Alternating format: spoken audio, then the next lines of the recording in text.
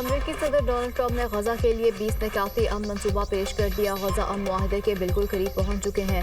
مشرق وسطیٰ میں امن کے لیے تاریخی دن ہیں۔ خطے میں امن اور استحکام کے لیے کام کریں گے۔ عرب اور مسلم ملکوں نے میرے منصوبے کی حمایت کی ہے۔ ترکیہ اور انڈونیشیا کے صدور میرے ساتھ ہیں۔ وزیر اعظم پاکستان اور فیلڈ مارشل نے بھی امن معاہدے کی حمایت کی ہے۔ امریکی صدر ڈونلڈ ٹرمپ کا کہنا ہے کہ مجھے لگتا ہے کہ حماس کی طرف سے ہمیں مثبت جواب ملے گا۔ فلسطین میں نئی حکومت فلسطینیوں اور دنیا بھر کے ماہرین پر مشتمل ہوگی۔ سابق برطانوی وزیر اعظم ٹونی بلیئر بھی اس منصوبے کا حصہ ہوں گے۔ اسرائیلی وزیر اعظم نیتن یاہو کی صدر ٹرمپ کے منصوبے کی حمایت، کہا یہ معاہدہ یقینی بنائے گا کہ غزہ اسرائیل کے لیے کبھی خطرہ نہیں بنے گا۔ امریکی صدر ڈونلڈ ٹرمپ کے غزہ جنگ بندی منصوبے کے نکات سامنے آ گئے۔ فوری جنگ بندی، موجودہ جنگی محاذوں پر لڑائی روک دی جائے گی۔ 72 گھنٹوں کے اندر تمام 20 زندہ یرغمالیوں کی رہائی اور 24 مردہ یرغمالیوں کی باقیات کی واپسی بھی مجوزہ منصوبے کا حصہ۔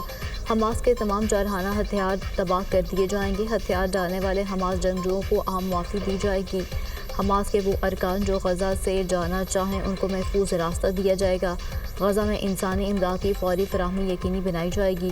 اقوام متحدہ اور عالمی اداروں کے ذریعے امداد کی مساوی تقسیم ہوگی۔ غزہ سے کسی کو زبردستی بے دخل نہیں کیا جائے گا۔ غزہ واپس آنے والوں کو واپسی کا حق حاصل ہوگا۔ غزہ میں فلسطینیوں اور عالمی ماہرین پر مشتمل عارضی عبوری حکومت بنائی جائے گی۔ یہ حکومت ایک نئی بین الاقوامی تنظیم کے تحت کام کرے گی۔ غزہ میں عارضی بین الاقوامی سیکیورٹی فورس تعینات کی جائے گی۔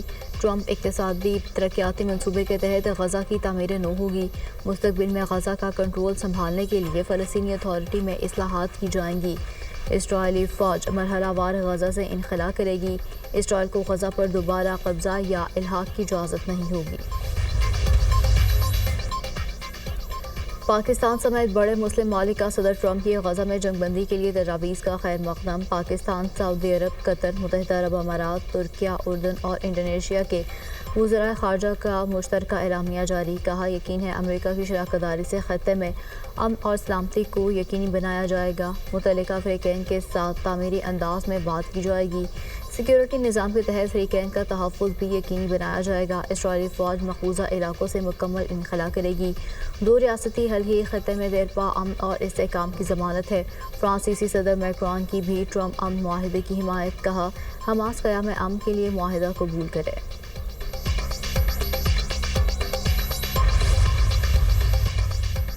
قطر اور مصر نے حماس کے ساتھ مجوزہ منصوبہ شیئر کر دیا۔ غزہ سے متعلق منصوبے کا جائزہ لے کر جواب دیں گے۔ حماس کا ثالثیوں کو جواب، کہا غزہ پر غیر ملکی ادارے کی حکمرانی قبول نہیں۔ تجویز کا مثبت طرز عمل میں جائزہ لے کر جوابی حکمت عملی سے آگاہ کرنے کی یقین دہانی۔ ترک صدر نے کہا غزہ میں امن کے لیے ٹرمپ کی کوششیں قابل ستائش ہیں۔ ترکیہ غزہ میں امن کے حوالے سے تمام شراکت داروں سے رابطے میں ہے۔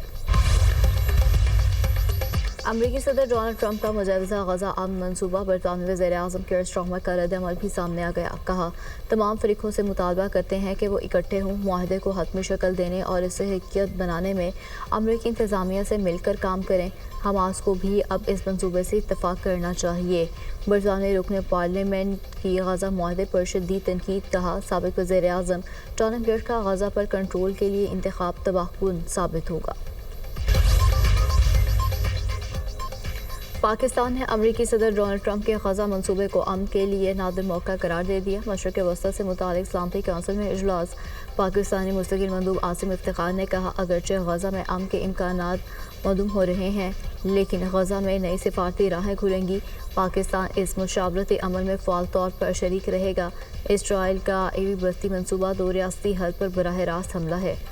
مشرقی یروشلم کو فلسطین سے کاٹنا عالمی قوانین کی خلاف ورزی ہے۔ قراردادوں پر عمل درآمد نہ ہوا تو سلامتی کونسل کی ساکھ خطرے میں پڑ جائے گی۔ فلسطین میں امن کا قیام ضروری ہے۔ سعودی وزیر خارجہ شہزادہ فیصل بن فرحان کا وزیر خارجہ اسحاق ڈار سے ٹیلی فونک رابطہ۔ غزہ کے حوالے سے جنرل اسمبلی اجلاس کے موقع پر مسلم ممالک کی سفارتی کوششوں پر تبادلہ خیال۔ دونوں رہنماؤں کا خطے میں امن کے لیے مشترکہ لائحہ عمل اپنانے پر زور۔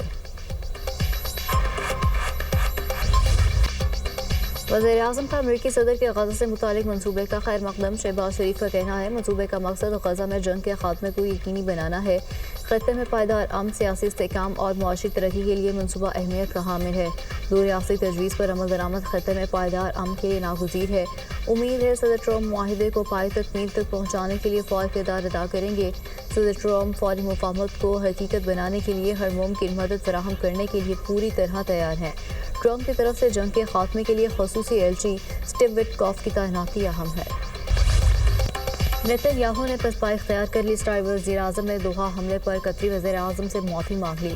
نیتن یاہو نے وائٹ ہاؤس سے قطری وزیر اعظم کو کال کی۔ نیتن یاہو نے شیخ محمد بن عبد الرحمن سے قطر کی خود مختاری کی خلاف ورزی پر معذرت کی۔ قطر پر دوبارہ حملہ نہ کرنے کی یقین دہانی۔ اسرائیل نے 9 ستمبر کو دوحہ پر حملے میں حماس رہنماؤں کو نشانہ بنایا تھا۔ پنجاب نے آپ کے معاملات میں کبھی مداخلت نہیں کی۔ آپ برائے مہربانی پنجاب کے معاملات میں مداخلت کرنا بند کریں۔ جب بلوں میں نے 50 ارب کی ریلیف پنجاب کے عوام کو دی بجلی کے بلوں میں، تو IMF کو جا کے میری شکایتیں لگا رہے تھے۔ اگر آپ کوئی کام کریں سندھ میں تو مریم کو خوشی ہوتی ہے، کوئی کام کرو تو صحیح۔ مجھے افسوس سے یہ کہنا پڑتا ہے کہ آپ کے پاس ہر چیز کا سلوشن جو ہے وہ کیا کشکول لے کے لوگوں کے سامنے کھڑے ہو جانا ہے۔ پنجاب اگر اپنے حق کا، اپنے صوبے کے پانی کے لیے نہریں نکالنا چاہے تو آپ کو تکلیف کیوں ہو جاتی ہے؟ دوسرے صوبے پنجاب کے معاملات میں مداخلت سے باز آئیں، اپنے مشورے پاس رکھیں۔ کسی کو پنجاب کے عوام کے فیصلے کرنے کی ضرورت نہیں۔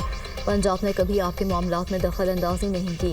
پنجاب کے حق پر بات کریں گے تو نہیں چھوڑوں گی، گھر تک پہنچا کر آؤں گی۔ پانی اور پیسہ ہمارا ہے، آپ کو نہریں نکالنے پر کیا تکلیف ہے؟ آپ سندھ میں کوئی کام کریں تو مریم نواز اور پنجاب کو خوشی ہوگی۔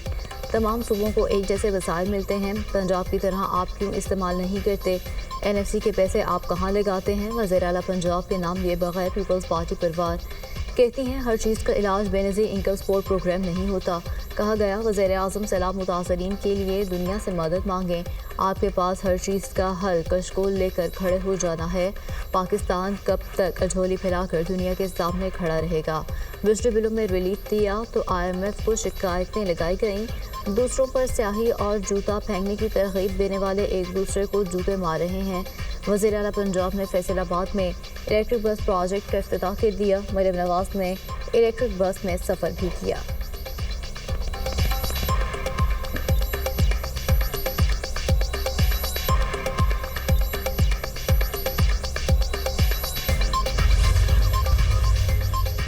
شرجیل انعام میمن کا مریم نواز کی تقریر پر مایوسی کا اظہار۔ وزیر اعلیٰ پنجاب کی تقریر پر مایوسی ہوئی۔ مریم نواز کی تقریر نفرت انگیز بیانات سے بھری ہوئی تھی۔ شرجیل میمن کا معاملے پر آج پریس کانفرنس کرنے کا اعلان۔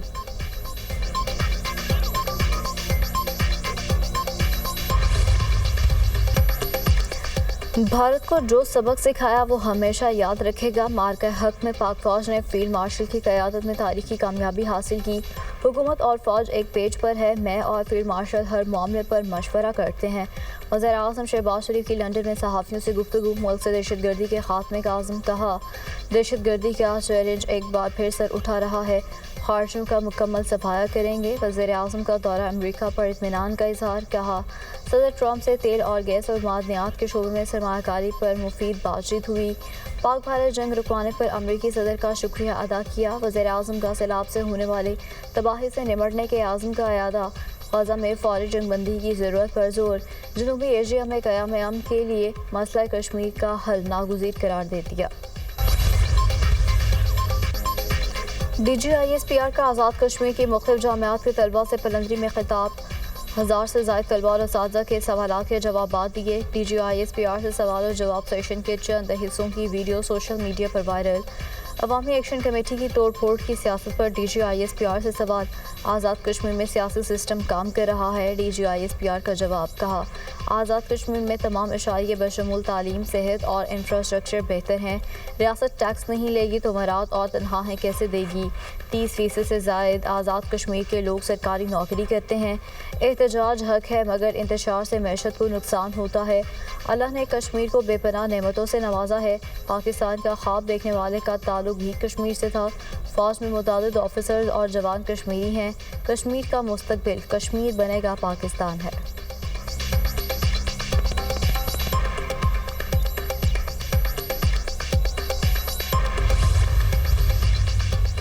بانی پی ٹی آئی کے اڈیالہ جیل میں صحافی سے بدسلوکی کے خلاف قرارداد قومی اسمبلی سے منظور۔ اڈیالہ جیل میں صحافی کے ساتھ ناشائستہ گفتگو اور دھمکیوں کی مذمت، وزارت داخلہ سے فوری کارروائی اور صحافیوں کو تحفظ دینے کا مطالبہ۔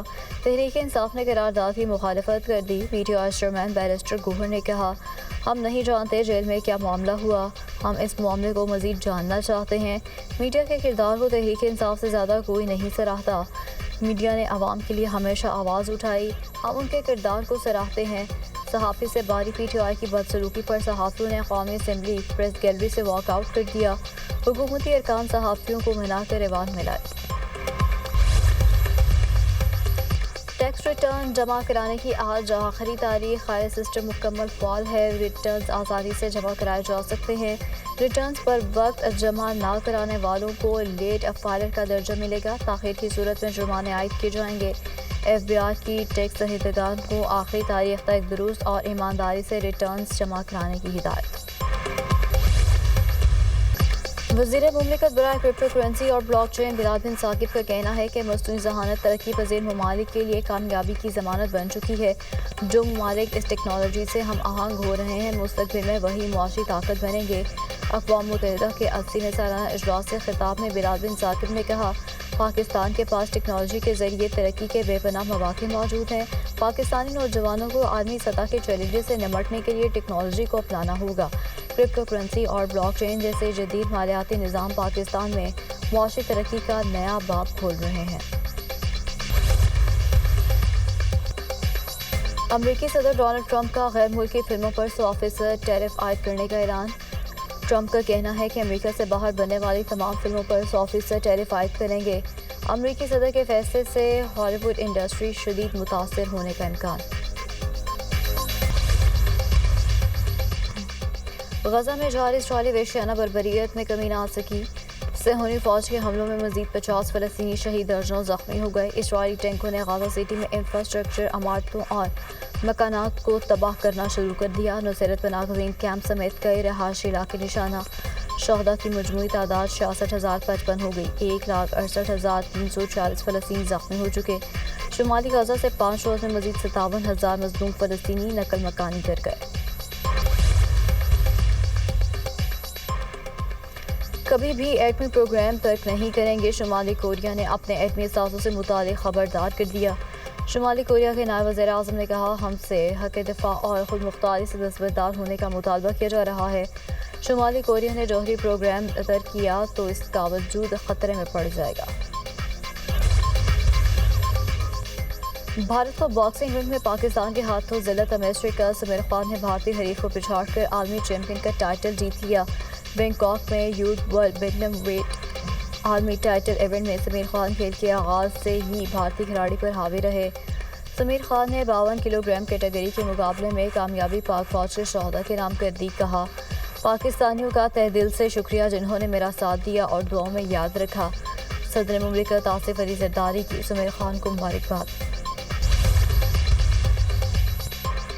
ایشیا کپ میں شرکت کے بعد قومی ٹیم کے کھلاڑیوں کی وطن واپسی شروع۔ پہلا گروپ لاہور پہنچ گیا۔ وطن واپس پہنچنے والے کھلاڑیوں میں کپتان سلمان آغا، فہیم اشرف، حسن علی اور سلمان مرزا شامل۔